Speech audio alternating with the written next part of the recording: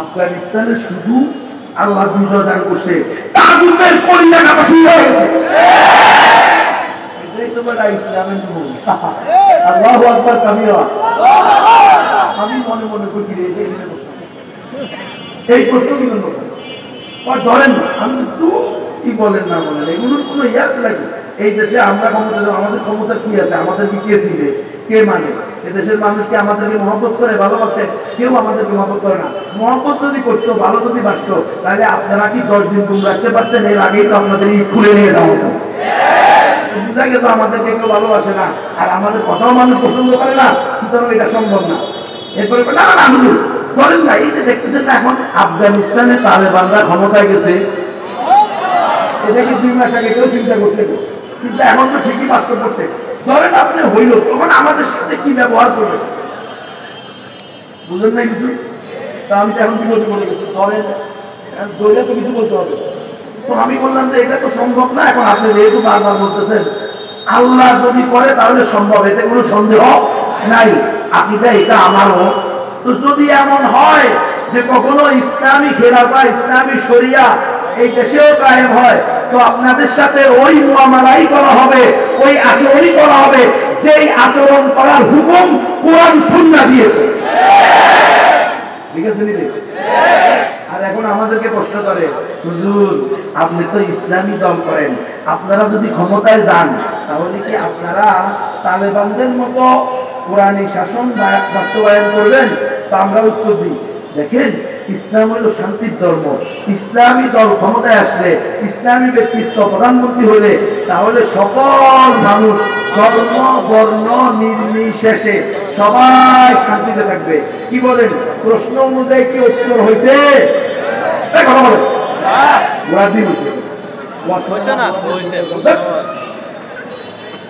মুরব্বীদেরকে প্রশ্ন হইল, আপনারা ইসলামী দল করেন, আপনারা যদি ক্ষমতায় যান তাহলে কি তালেবানদের মতো সর্বত্র সব জায়গায় কোরআনী শাসন বাস্তবায়ন করবেন? এই কথা হলো প্রশ্ন। উত্তর হচ্ছে ইসলাম হলো শান্তির ধর্ম, মুসলমানরা আসলে সবাই শান্তিতে থাকবে। এটা কি উত্তর হইল? কিসের উত্তর? এটা হচ্ছে গোজা মার্কা উত্তর। আমার যদি প্রশ্ন করতো, আমার ওয়াল্লাহি বিল্লাহি তাল্লাহি আল্লাহর শপথ করে বলতেছি, আমি নবীরে যদি প্রশ্ন করতো, আমি বলতাম খোদার কসম, আমার দল যদি ক্ষমতায় যায় আমি অবশ্যই 100% তালেবানদের দেয় না, বরং তাদের চেয়েও কঠোরভাবে কোরআনী শাসন বাস্তবায়ন করবে। এটা হলো উত্তর। এখন আপনি 1,000 টাকা দিয়ে এটা বলতে পারেন যে দেখেন আপনি এখানে তালেবান করেন না, এটা হলো বাংলাদেশ, বাংলাদেশে কোনো তালেবান নাই। হ্যাঁ, কোনো শাব্দিক অর্থে তালেবান মানে ছাত্র, তো ছাত্র তো সবাই আছে, আমরা সবাই ছাত্র না? হ্যাঁ, পুরা দুনিয়াই পাঠশালা, সবাই আমরা ছাত্র, সবাই আমাদের শিক্ষক নাকি? এটা আমরা শিক্ষক, আমরা তালেবুল ইলম মনে করি, মৃত্যু পর্যন্ত নিজেকে ছাত্র মনে করি, ঠিক কিনা? আমরা শিখতেছি, শিখতে থাকবো। ইস তারা হাম চল পড়ে, চলতে চলতে ঘির পড়ে হাম পেল চল। এটাই তো নিয়ম, চলতে থাকবো, ধাক্কা খাবো, গুতা খাবো, ভুল হবে, মুরব্বীরা ধরবে গুণবি, এটা ভুল করছো, তোমাকে মোস্তাফি তোমাকে মাফ করে দেন, আর কোনোদিন এরকম অন্যায় করবো না, ঠিক না? এরপরে শিখবো, আবার সামনে আগাবো, উনি ধরবে এই ভুল করছো, মোস্তাফি মাফ করে দেন, ভুল হয়েছে ক্ষমা করবো, ঠিক কিনা? কথাবার্তা বলতে গেলে আমরাও তো মানুষ, আমাদের ভুল হয় না? আমার নিজের কথা আমি বলি, আমার অনেক ভুল হয়, অনেক কথায় অনেক আমার বডি ল্যাঙ্গুয়েজে আমার অনেক মুরব্বীরা, আকাবিররা অথবা অন্য কোনো দলের লোকেরা যারা হয়তো আমি যে দল করি, আমি যে দল পছন্দ করি ওই দল করেন, আমি হেফাজত ইসলামকে পছন্দ করি, আবার মনে মনে অন্য দল মনে করি না। হেফাজত ইসলামকে পছন্দ করি, এটা প্রচলিত রাজনীতি করে না এই জন্য। যদি ওনারাও প্রচলিত রাজনীতিতে ঢুকে যায় আমি আমার মতো চলব। আসসালামু আলাইকুম। যদি তোর ডাক শুনে কেউ না আসে রে তবে একলা চলো আইসো একা যাইবা একা, এত ডাইনি ভাবে তাকানোর দরকার নাই। কোরআন হাদিস ইজমা কিয়াসের ভিত্তিতে যাকে হক মনে করবা তার সাথে চলবা, যদি কাউকে না পাও একা একা চলবা। আল্লাহ তাআলা জিজ্ঞেস করবে না তুমি একা কেন, বলতে পারবা আল্লাহ আপনার হুকুম রাসূলের সুন্নাহ অনুযায়ী আমার কাছে আপনি যতটুকু এলেন দান করছেন, জ্ঞান দান করছেন, আমি এরকম কাউকে পাই নাই যার কারণে একা চলছি। সমস্যা আছে? সমস্যা নাই। কিন্তু যদি দরবারি করার জন্য, চেয়ারম্যান সভাপতি সেক্রেটারি হওয়ার জন্য, প্রধান বক্তা সাজার জন্য, বিশেষ বক্তা সাজার জন্য, ওয়াজ বেশি পাওয়ার জন্য উম্মতকে ধোঁকা দিয়া কোরআন সুন্নাহ বিরোধী পথে চলেন, আল্লাহর কাছে পাকড়াও হতে হবে কি হবে না? অবশ্যই হবে। আমি বলেছি যে যদি এমন ক্ষমতা আল্লাহ দিয়ে দেয় আমাদেরকে, তাহলে আপনি এই কথা বলতে পারতেন যে হ্যাঁ আমরা যদি ক্ষমতায় যাই আমরা আমাদের দেশে অবশ্যই কোরআনী শাসন বাস্তবায়ন করবো, কারণ আমি তো ইসলামী দল করিয়ে নেব। এই কথা বলতে পারি আমাদের ইসলামী দল যারা করে তারা কি কেউ বলছে যে আমরা ক্ষমতায় গেলে গণতন্ত্র প্রতিষ্ঠা করবো, মানে সকল ধর্মকে সঠিক বলবো? মনে রাখেন, গণতন্ত্রের একটা আকীদা কিন্তু সকল ধর্ম সঠিক। গণতন্ত্রের একটা আকীদা হলো সকল ক্ষমতার মালিক জনগণ। কি বলেন? বলে কি বলে না? জনগণ সকল ক্ষমতার মালিক। এটা কি কোনো মুসলমান বিশ্বাস করতে পারবে? হ্যাঁ, সকল ক্ষমতার মালিক কে? আল্লাহ। তাহলে আমাকে তারা বলতেছে, আমি তখন এই কথা বললাম, এই উত্তর দিলাম যে আমরা যদি ক্ষমতায় যাই বা ইসলামী কোনো দল যদি কোরআনী শাসন, কোরআনী আইন মেনে ক্ষমতায় যেতে পারে, আইন প্রয়োগ করতে পারে, তো আপনাদের সাথে ওই আচরণই হবে যে আচরণ করার অনুমোদন আল্লাহ এবং তার রাসূল দিয়েছে, এর বাহিরে কোনোটা না। এবার নবী তুমি বহুত বড় সালা, আমি সালা দিলাম কেন? কোরআনে যা আছে হাদিস আছে, আমি কি আমার মন মতো করতে পারবো?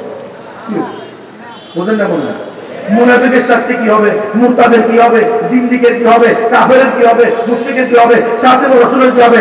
আলহামদুলিল্লাহ আমাদের কোরআন, আমাদের হাদিস, আমাদের শরিয়া, আল্লাহ তাআলা আমাদের দেওয়া, আল্লাহর দেওয়া জীবন ব্যবস্থা, Islam is the complete code of life, এটার ভিতরে কোনো কমতি নাই।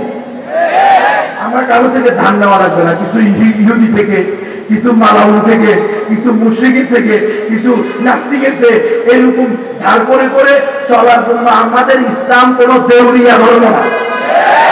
আমাদের ইসলাম হলো পূর্ণাঙ্গ জীবন ব্যবস্থা। আলিয়াউমা আকমালতু লাকুম দীনাকুম, আলহামদুলিল্লাহ তুম্মা আলহামদুলিল্লাহ। তুমি তোমার মায়ের সাথে, তোমার বোনের সাথে, তোমার স্ত্রীর সাথে, সন্তানের সাথে, বাবার সাথে,